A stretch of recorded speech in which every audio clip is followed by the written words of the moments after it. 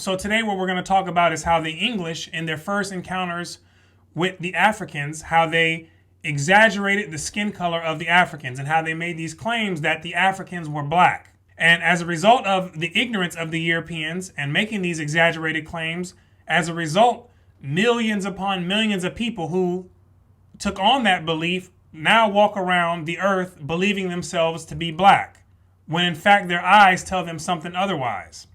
So in going over this, we're going to go into this book here. It's called White Over Black, and it's written by Dr. Winthrop D. Jordan.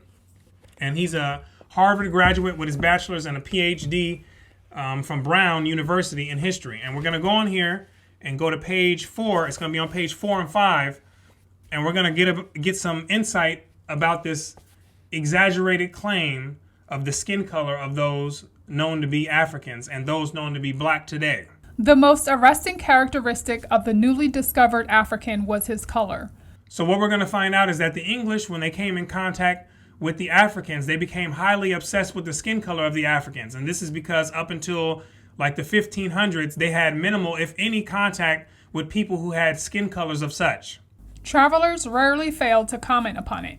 Indeed, when describing Negroes, they frequently began with complexion and then moved on to dress, or rather lack of it, and manners.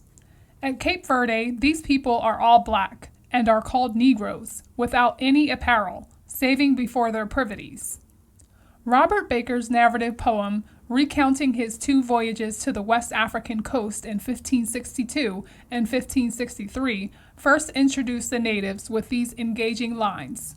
And entering in a river, we see a number of black souls, whose likeliness seemed men to be, but all as black as coals. Their captain comes to me as naked as my nail, not having wit or honesty to cover once his tail. So what we're seeing here, these are travelers' tale of people going into Africa and creating narratives around the people that they encountered. And this here is a poem here, and in a sense showing mockery of the skin color, and it's showing that the people are all black. You know, they have no apparel. And these and similar type of narratives are what was brought back to England and shared amongst the other people who had never been in contact with the Africans before. And this here and these type of accounts are shaping the ideas of what the English people have about these people called Africans. And this is going into this is like the prelude to the racial worldview. Even more sympathetic observers seem to find blackness a most salient quality in Negroes. Although the people were black and naked, yet they were civil. Englishmen actually describe Negroes as black, an exaggerated term which in itself suggests that the Negro's complexion had powerful impact upon their perceptions. Calling people black who have brown skin is an exaggerated term.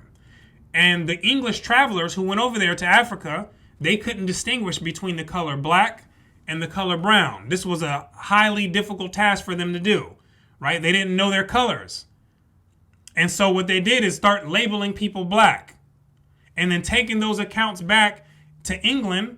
And then from there, those ideas of there actually being black people out there started to develop, right? And this is in the imagination of people, right? But the reality is that the people there had brown skin and still do have brown skin. Even the peoples of northern Africa seemed so dark that Englishmen tended to call them black and let further refinements go by the board. So we see this here, that the Englishmen just started labeling everybody black. And this is even more of an obvious exaggerated term when you're labeling the people of North Africa, which the vast majority of them do not have skin that's anywhere close to the color black. Right? But they're labeling in their imagination, right? They're labeling everybody black at this point. Right? It doesn't matter who it was. They're labeling them black. This is going into the mindset of the people at this time. And this is, I want you to keep this in mind, that these are the mindsets that later on people adopt. All the way up until today. This distorted view of reality coming from these English travelers who are like telling folklores and folk tales, right? In their own imagination, creating events that didn't never take place. Right? Things that they never saw. Blackness became so generally associated with Africa that every African seemed a black man.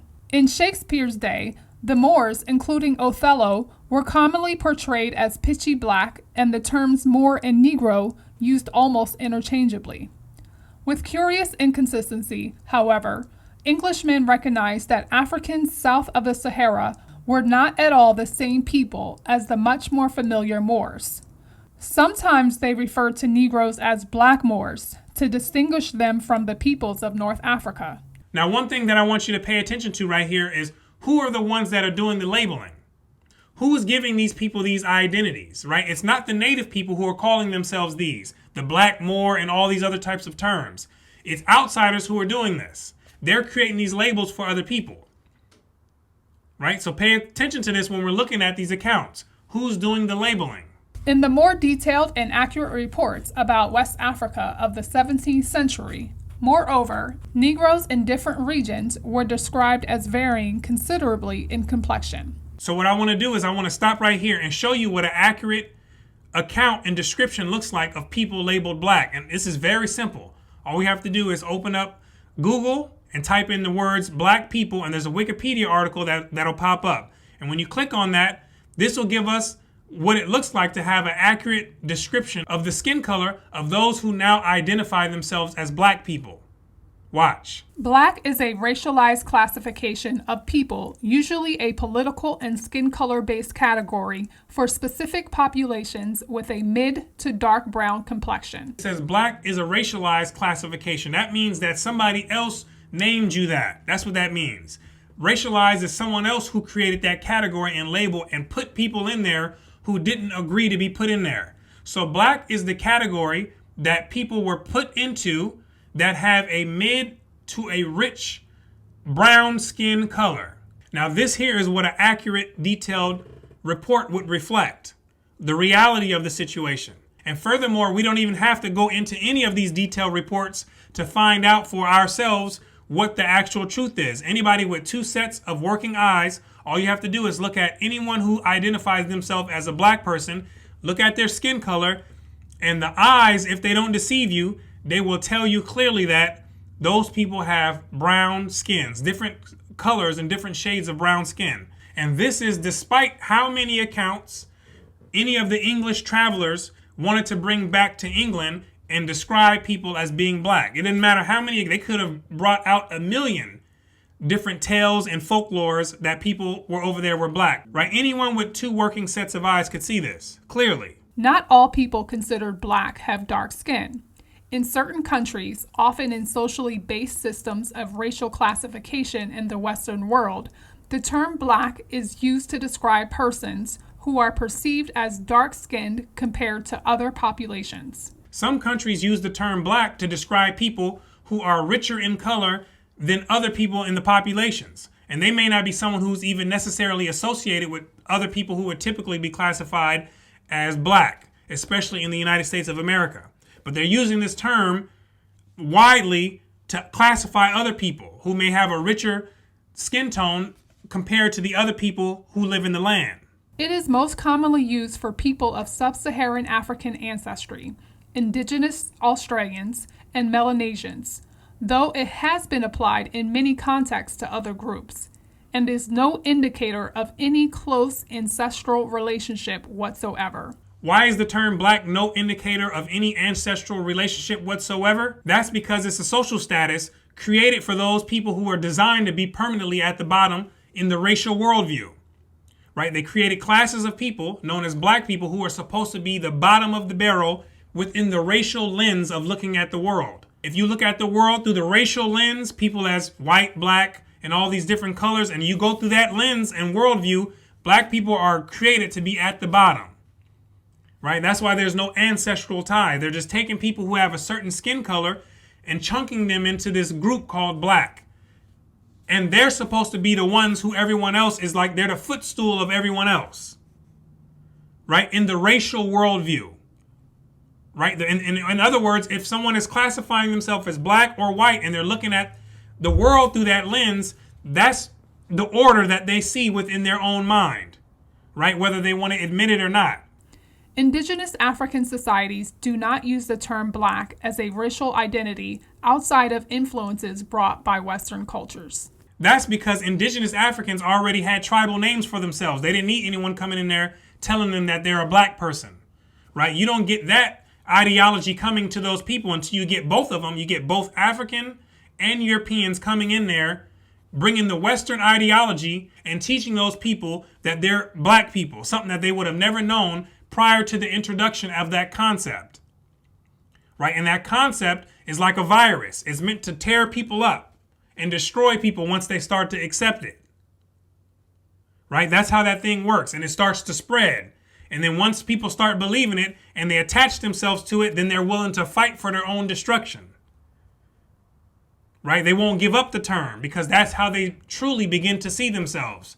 And we already saw in there that it's coming from folklores and folk tales of ignorant English travelers who couldn't distinguish between colors, right? They don't know the difference between the colors, right? But that's the importance of understanding how the world of imagination works. It has real physiological effects in the real physical world, right? The things that people believe, whether those things be true or not, right? And so let's go back into this book here, White Over Black, and let's go back into the account and finish that off about these exaggerated skin colors that are being placed on people, right? From the folklore of the English travelers, right? Who want something to be true that's just in their imagination. Right? Let's see what else we can glean out of here. In the more detailed and accurate reports about West Africa of the 17th century, moreover, Negroes in different regions were described as varying considerably in complexion. In England, however, the initial impression of Negroes was not appreciably modified. The firmest fact about the Negro was that he was black. So in the distorted mind and imagination of the English, they could not accept the fact that the Africans had various skin complexions, from the light to the mid-brown to the rich brown. They didn't want to accept that. And the firmest fact that they were going to hold on to regardless, no matter how much evidence that you showed them, how many people you brought and showed the color to them, the firmest fact that they were going to hold dear to is that these people are black, right? This is going into their folklore and folk tales. Sitting around the fire. Oh, we saw black people. All this type of stuff. This is the folklore being passed around. And no matter if it's true or not, when people start to believe things, right, and those ideas begin to grow, that becomes the reality of the situation. In spite of how much our eyes, our good set of working eyes, tell us different. And what happened is that they packaged these ideas together and started passing it on to people who became enslaved. And then those people started to accept those folklore type of beliefs and started to believe it for themselves, right? And now all the way up until today, where you have millions upon millions of people walking around the world with clearly different shades of brown skin, but in their mind and imagination, they've taken on the folklore of the English and they think themselves to be black, right? They think they have black skin, right? This gives us some insight on how important it is to understand how the world of imagination works and how it has profound effects in the physical world, right? No matter if these ideas that people imagine are true or if they're not, right? So we can see here, starting from the folk tales and the folklore of the English travelers, how those little ideas there turn into these massive ideas that people have gone on to accept, right? And it's to the point where people are willing to die with these beliefs, to see themselves as being black-skinned, right? That's how profound this stuff is, right? So hopefully we've been able to get some insight into the mind and imagination of the people who've created these concepts of people with black skin. Okay, so hopefully this has helped you out and giving you something to think about. So I want to thank you for watching the video all the way into the end. My name is Brooklyn St. Michael, and I'll see you on the next one.